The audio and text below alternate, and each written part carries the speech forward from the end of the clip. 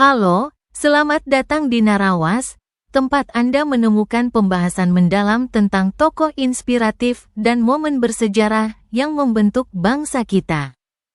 Hari ini, kita akan menyusuri perjalanan hidup seorang pemuda yang telah mencetak sejarah baru dalam politik Indonesia. Namanya adalah Gibran Rakabuming Raka. Sebagai anak sulung Presiden Joko Widodo, Gibran memulai langkahnya jauh dari gemerlap politik keluarga. Ia membangun karir sebagai pengusaha muda yang sukses di bidang kuliner.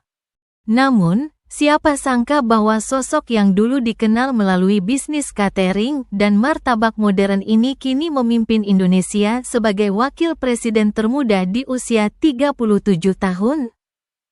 Bagaimana Gibran melampaui tantangan untuk berdiri di panggung nasional? Apa makna di balik keputusan strategisnya yang sering menuai pro dan kontra? Mari kita jelajahi kisah penuh inspirasi ini. Hanya di Narawas.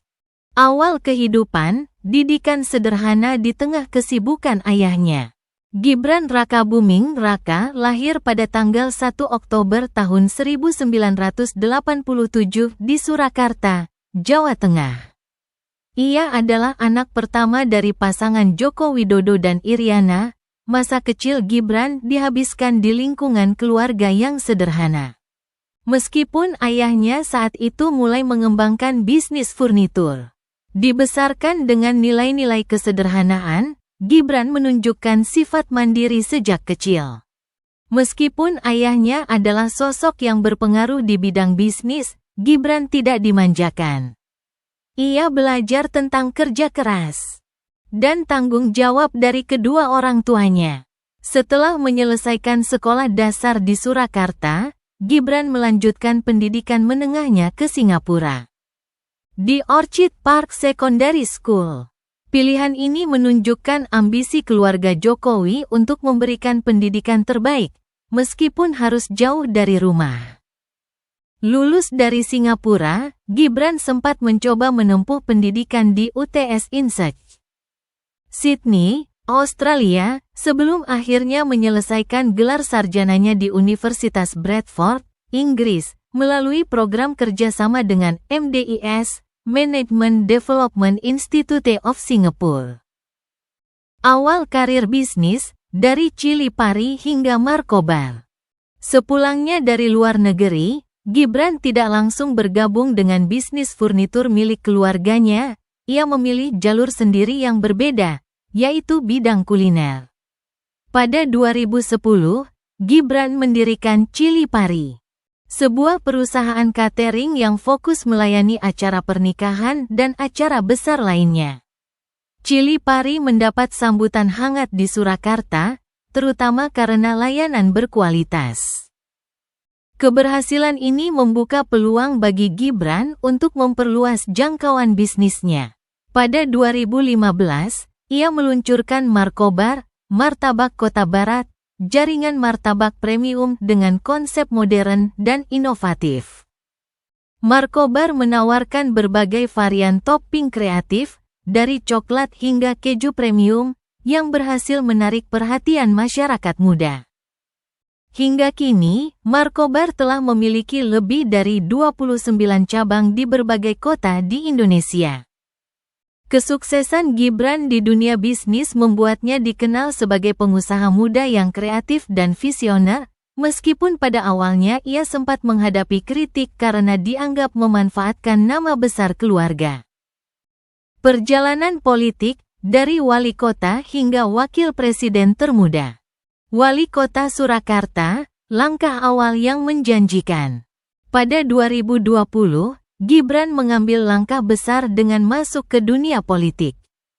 Keputusannya untuk mencalonkan diri sebagai wali kota Surakarta bersama Teguh Prakosa didukung penuh oleh PDIP.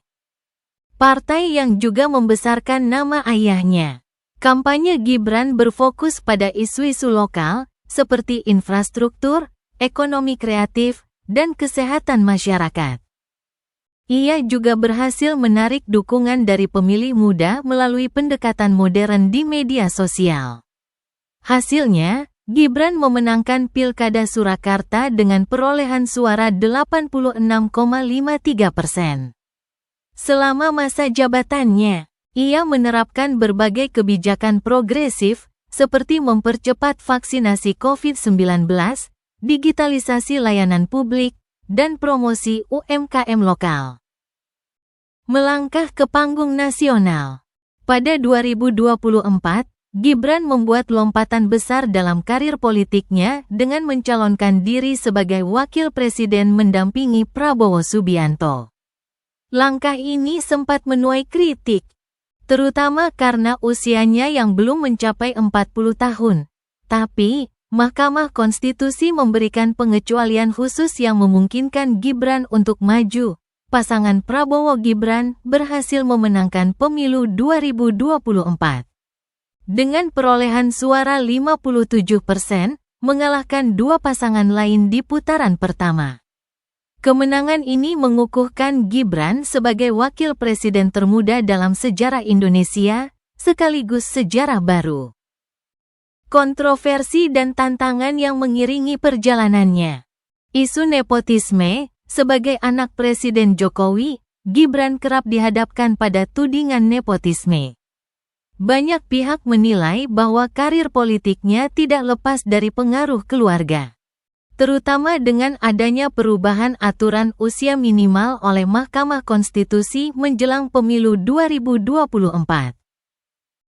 Kesalahan pernyataan. Salah satu kontroversi besar terjadi ketika Gibran menyebutkan asam sulfat sebagai solusi untuk stunting. Meskipun konteks pernyataannya disalahpahami, kritik publik terhadapnya mencerminkan betapa besar ekspektasi yang harus ia hadapi sebagai figur nasional. Isu media sosial. Menjelang pemilu 2024, sebuah akun media sosial yang diduga milik Gibran dari masa lalunya muncul dengan konten kontroversial. Meskipun Gibran telah membantah keterkaitannya, isu ini sempat menjadi perbincangan hangat di masyarakat. Kehidupan pribadi harmonis di tengah tekanan publik. Di balik kehidupannya yang penuh tekanan sebagai pejabat publik, Gibran tetap menjaga hubungan keluarga yang harmonis. Ia menikah dengan Selvi Ananda, Puteri Solo 2009, dan dikaruniai dua anak, Yan Etes Srinarendra dan La Lembah Manah. Sebagai sosok yang dekat dengan generasi muda, Gibran juga memiliki hobi unik seperti mengoleksi action figure, bermain Tamiya, dan menonton anime. Ia bahkan dikenal sebagai penggemar Demon Slayer dan pendukung setia FC Barcelona. Gibran Rakabuming Raka adalah simbol generasi muda yang penuh inovasi dan ambisi.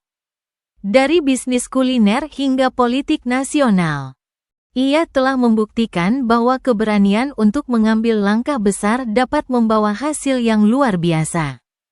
Namun, perjalanan ini belum selesai. Akankah Gibran mampu membawa perubahan yang signifikan bagi Indonesia atau akankah ia terus dihantui oleh kontroversi dan tantangan politik? Sampaikan pendapat Anda di kolom komentar. Jangan lupa untuk like, share, dan subscribe Narawas agar tidak ketinggalan cerita inspiratif lainnya.